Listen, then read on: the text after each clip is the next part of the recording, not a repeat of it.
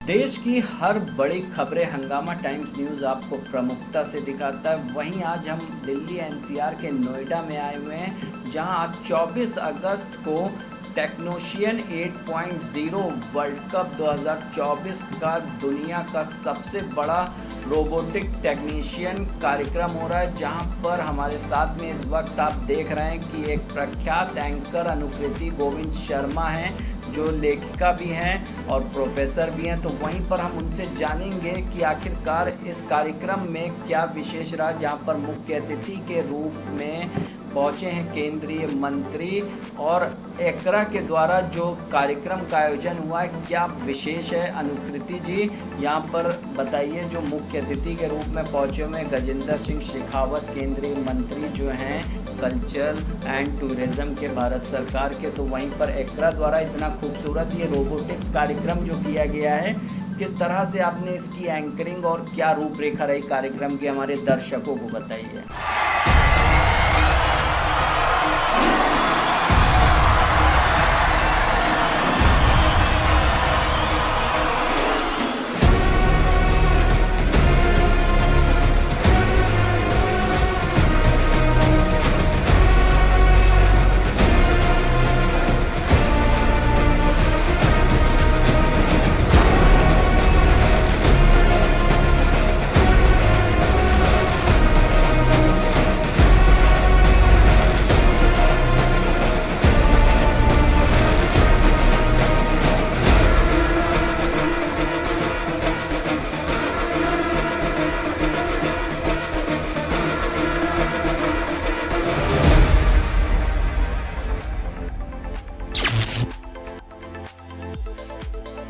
सबसे पहले तो मैं हंगामा टाइम्स के दर्शकों को नमस्कार बोलना चाहूँगी और आपको धन्यवाद देना चाहूँगी। आपके शो पर आकर मुझे हमेशा ही बहुत अच्छा लगता है। और आज हम नोएडा में हैं और अभी अभी हमने ग्रैंड ओपनिंग सेरेमनी की शुरुआत करी है, जैसे कि आप भी देख रहे थे। तो चीफ गेस्ट के रूप में आज हमारे साथ जुड़े थे गजेंद्र सिंह शेखावत जी, जो कि minister of culture and tourism है। और ये जो पूरा कंपटीशन है, ये जो इवेंट है टेक्नोशियन वर्ल्ड कप 2024, ये इस साल अमित जी हमारा 8वां एडिशन था। और हर साल इंडिया में ये वर्ल्ड की सबसे बड़ी रोबोटिक्स चैम्पियनशिप दिल्ली में इसका आयोजन होता है। ये हमारा 8वां एडिशन है और देश विदेश से बहुत सारे स्टूडेंट्स और टीम्स आई हुई हैं और सारे टेक्नोलॉजी बेस्ड कॉम्पिटिशन्स का आयोजन होता है। आने वाले जो 4 दिन हैं आज को मिला के 24 to 27 ऑफ अगस्त बहुत सारे टेक्नोलॉजी बेस्ड कॉम्पिटिशन्स होने वाले हैं। और एकरा यानी कि all India council for robotics and automation इसका आयोजन कर रही है। और जो हमारे चेयरमैन सर हैं Rajkumar Sharma ji, he is the backbone of this event. तो ये उनका विजन है, उनका मिशन है कि ये जो टेक्नोलॉजी बेस्ड इवेंट है, वर्ल्ड का सबसे बड़ा चैम्पियनशिप, ये इंडिया में हो। और हर साल इंडिया में होता है और तमाम कंट्रीज़ जुड़ी हैं इस साल भी, जैसे कि Azerbaijan, Iraq, Iran, Egypt, Bangladesh, Bhutan, United States of America, you say it and we have it. तो जो आपने ग्रैंड परेड भी जो देखी ओपनिंग सेरेमनी में, उसमें आप देख सकते थे कंट्रीज़ और कितने सारी कंट्रीज़ जुड़ी हैं, उनके फ्लैग्स लहराते हुए बच्चे आ रहे थे। So it is one of the grandest events in robotics in India. तो मैम, कहीं ना कहीं जो भीड़ देखने को मिल रही है, लग रहा हज़ारों की भीड़ है। हज़ारों में नहीं, मैं तो बोलूँगी कि 5 फिगर्स में है। I think more than 50,000 visitors have come to the Noida stadium complex today. और मैम, आज जैसे ही कार्यक्रम में मैम बहुत सारे देशों के यहाँ राष्ट्र ध्वज भी दिखे, कितने देशों से आए थे हमारे दर्शकों को बताइए। देखिए, बहुत सारे देशों से लोग आए हैं, स्टूडेंट्स और उनके कोचेस हमारे साथ जुड़े हैं। फॉर एग्जांपल अज़रबैजान का बहुत बड़ा हाथ है, इराक, ईरान, जो हमारा यूनाइटेड अरेबियन एमिरेट्स है वो पूरा हमारे साथ जुड़ा हुआ है।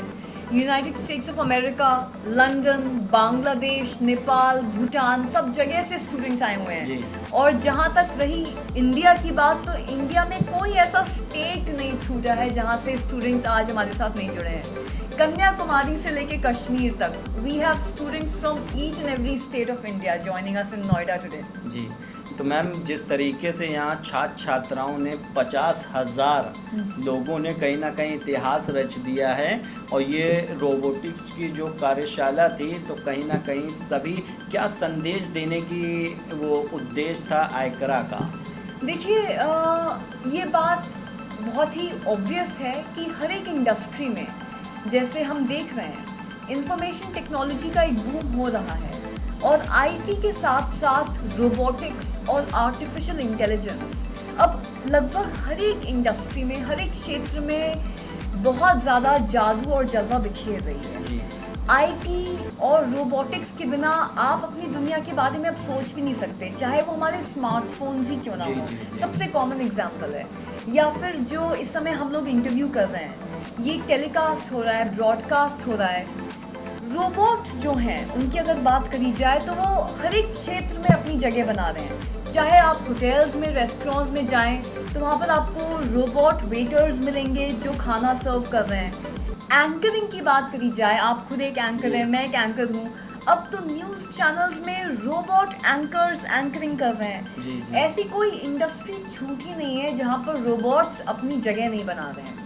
तो इस बात को ध्यान में रखते हुए, टेक्नोलॉजी के एडवांसमेंट को इंटरनेशनल लेवल पे ध्यान पे रखते हुए, ये राजकुमार शर्मा जी और आयकरा का ये ब्रॉड और ग्रैंड विजन है कि हमें सोसाइटी में अवेयरनेस फैलानी है इस बात को लेके कि इंफॉर्मेशन टेक्नोलॉजी और रोबोटिक्स में जो एडवांसमेंट्स हो रहे हैं ये आगे और भी ज़्यादा होते जाएंगे, और रोबोटिक्स तक नहीं रुकने वाले ये एडवांसमेंट्स। आर्टिफिशियल इंटेलिजेंस की ओर हम लोग अब बढ़ रहे हैं। We are moving towards making smart cities. तो जब हम इस तरीके के कार्यक्रम का आयोजन करते हैं, इस तरीके की कॉम्पिटिशन्स का आयोजन करते हैं, तो डेफिनेटली क्या होता है कि सरकार भी नोटिस करती है, सरकार की तरफ से भी हमको सपोर्ट मिलता है, और इस तरीके से इवेंचुअली कॉलेजेस, स्कूल्स, यूनिवर्सिटीज़ में भी इस तरीके के कोर्सेज इनको इंट्रोड्यूस किया जाता है जहाँ पर छात्र और छात्राओं को रोबोटिक्स और आर्टिफिशियल इंटेलिजेंस को लेके और भी ज़्यादा नॉलेज मिल सके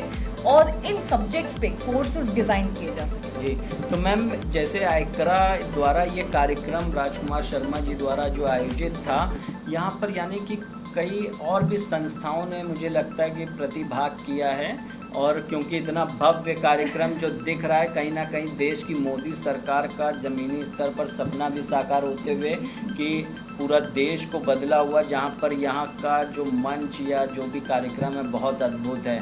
तो मैम कौन कौन से ऐसी संस्थाएं हैं जिन्होंने इस कार्यक्रम में प्रतिभाग किया? आपकी बात बिल्कुल सही है, जैसे कि हमारी सरकार का भी ये विजन है कि जहाँ हमारी कंट्री को हमारे रिच कल्चरल हेरिटेज और ट्रेडिशन के लिए जाना जाता है, वहीं उसी समय हम आधुनिकता की ओर भी बढ़ रहे हैं और टेक्नोलॉजी के क्षेत्र में भी बहुत सारे एडवांसमेंट्स कर रहे हैं। तो इसी बात को ध्यान में रखते हुए सरकार डेफिनेटली हमारे साथ जुड़ी हुई है। The central government is supporting us completely for this event. साथ ही साथ ministry of electronics and information technology हमारे साथ जुड़ी हुई है, उनका बहुत बड़ा सहयोग है, नहीं तो इतने भव्य प्लेटफॉर्म पे ये कार्यक्रम का हर साल आयोजन शायद हम ना कर पाते। साथ ही साथ आयकरा का तो सपोर्ट है ही है, और प्राइवेट सेक्टर से हमारे साथ बहुत सारे बड़े बड़े थिंक टैंक्स जुड़े हैं। ये जो थिंक टैंक्स होते हैं ये रोबोटिक्स और आर्टिफिशियल इंटेलिजेंस के क्षेत्र में बहुत ज़्यादा काम कर रहे हैं, और इनकी तरफ से हमें बहुत ज़्यादा सहयोग मिलता है। जैसे कि international federation of e sports हमारे साथ जुड़ा है, कैप्स यानी कि centre for air power studies हमारे साथ जुड़ा हुआ है, और साथ ही साथ United service institution of India भी हमारे साथ जुड़ा हुआ है। तो पब्लिक और प्राइवेट सेक्टर दोनों की ओर से इस कार्यक्रम को सहयोग मिलता है। It's all about cooperation and collaboration. नहीं तो जैसे आपने बोला कि इतने बड़े स्केल पे इतना शानदार इवेंट कर पाना नामुमकिन होता। सपोर्ट है इन सबका, तो we are very grateful for all this support from the government as well as these private think tanks. तो मैम और क्या विशेष रहा, हमारे दर्शकों को बताइए। जिस तरीके से कार्यक्रम में हमने तो उस चीज़ को देखा नोएडा में आकर के, लेकिन क्या कुछ और आप अपनी नज़रों से देख रही हैं? आप भी एक एंकर हैं पूरे संपूर्ण भारत देश में, हर राज्य ज़िले में जा कर के अपनी जो मुख से लोगों को कहीं ना कहीं आकर्षित करती हैं। तो क्या देखा आपने विशेष इस कार्यक्रम में? Thank you so much for your kind words of appreciation Amit ji. मैं तो यही बोलना चाहूँगी आपके मंच के द्वारा कि इस इवेंट के माध्यम से बहुत सारे स्कूल्स और कॉलेजेस के स्टूडेंट्स को एक एक्सपोजर मिलता है रोबोटिक्स, इंफॉर्मेशन टेक्नोलॉजी और आर्टिफिशियल इंटेलिजेंस की इंडस्ट्रीज में। जब मैं यहाँ पे आई तो I was surprised to see robots taking part in sporting championships. जैसे क्रिकेट होता है, क्रिकेट अब एक स्पोर्ट है, उसी तरीके से बहुत सारे स्पोर्ट्स हैं। जैसे कि मैं इस समय स्टूडेंट्स को अगर एड्रेस करना चाहूँ हंगामा टाइम्स की ओर से, सॉकर एक स्पोर्ट है, हॉकी, रेसेस, मेज सॉल्वर, फास्ट लाइन फॉलोअर, बहुत सारे कॉन्टेस्ट हुए जैसे रोबो सॉकर जहाँ पर रोबोट्स सॉकर प्ले कर रहे थे, फिर रोबो हॉकी जहाँ पे स्टूडेंट्स ने इस प्रकार के रोबोट्स को डिज़ाइन किया जो हॉकी खेलने में सक्षम है। सोचिए हॉकी की एक प्रतियोगिता चल रही है जहाँ पर इंसान नहीं रोबोट्स पार्टिसिपेट कर रहे हैं। उसी तरीके से रेसेस जैसे मैराथन्स होती हैं, 100 मीटर, 200 मीटर, 400 मीटर डैशेस होते हैं, वहाँ पर इंसान नहीं रोबोट्स पार्टिसिपेट कर रहे हैं रोबो रेसेस के नाम पे। वैसे ही जूनियर और सीनियर कैटेगरी में फास्ट लाइन फॉलोअर आपने देखा था, रेखाएं खींची हुई थी, उन रेखाओं को फॉलो करते हुए रोबोट्स रेसिंग कर रहे थे। वैसे ही मेज सॉल्वर, जैसे हम लोग बचपन में वो गेम नहीं खेलते थे जहाँ पर हमको मेज सॉल्व करनी होती थी, रोबोट्स उस मेज को सॉल्व कर रहे हैं। उसी तरीके से एक बहुत ही भव्य शानदार कार्यक्रम का आयोजन हुआ आउटडोर स्टेडियम में, रोबो वाटर रॉकेट चैलेंज, जिसमें पानी की एक प्रतियोगिता थी जहाँ पर रॉकेट्स डिज़ाइन किए गए रोबोट्स के फॉर्म में जिन्होंने पानी में प्रतियोगिता में प्रतिभाग किया। उसी तरीके से यहाँ पर जैसे आपने सुमो रेसलिंग देखी होगी, बहुत सारे लोग सुमो रेसलिंग देखते हैं, WWF देख चुके हैं।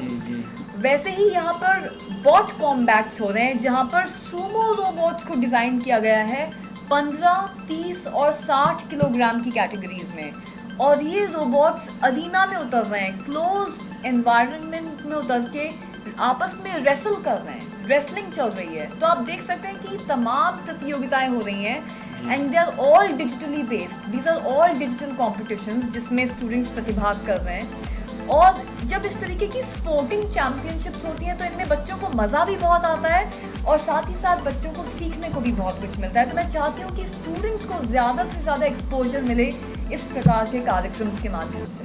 जी, तो बहुत बहुत धन्यवाद। ये थी हमारे साथ में शब्दों से जादू बिखेरने वाली प्रख्यात एंकर अनुकृति गोविंद शर्मा, जहाँ पर हम दिल्ली नोएडा के NCR में आए हुए थे और जहाँ पर हमने देखा कि 8वीं बार टेक्नोशियन द्वारा जो आयोजित यहाँ पर कार्यक्रम था एक्रा की, उसकी जो भी यहाँ पर रूपरेखा थी हमने सभी उनसे जाना। और यहाँ पर केंद्रीय मंत्री गजेंद्र सिंह शेखावत ने सभी आए हुए 50,000 से भी ज़्यादा बच्चों का उत्साहवर्धन किया, जहाँ पर 42 देशों से आए हुए बच्चों ने यहाँ पर रोबोटिक्स कार्यशाला का लुत्फ़ उठाया और जहाँ पर जाना है टेक्निक्स के बारे में और IT क्षेत्र में जिस तरीके से भारत अपना परचम पूरे विश्व में लहरा रहा है। कहीं ना कहीं ये 8वीं बार जो टेक्नोशियन कार्यक्रम हुआ है इससे कहीं ना कहीं बड़ा संदेश जाने वाला है। हम आपको